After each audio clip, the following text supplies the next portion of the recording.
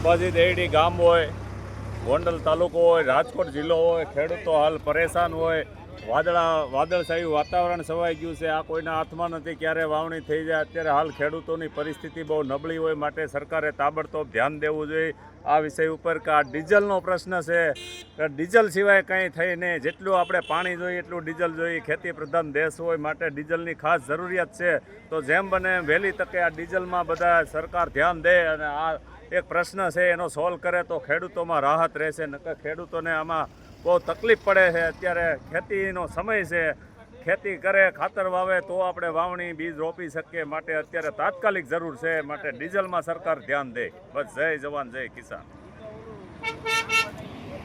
ખાસ કરીને વાવણીનો સમય હોય, ખેડૂતોને ખાસી ડીઝલની જરૂર હોય અને આ તકે જે ડીઝલ ખેડૂતોને આપવામાં આવી રહ્યું છે તે બહુ ઓછા પ્રમાણમાં આપવામાં આવી રહ્યું છે, જેથી કરીને આ ખેતીવાડી ખૂબ જ અટવાઈ ગઈ છે. અને સરકાર વહેલી તકે આ બાબતમાં નિર્ણય લે અને ખેડૂતોને ડીઝલ પૂરું પાડે તો ખેતી બચી શકે તેવું છે.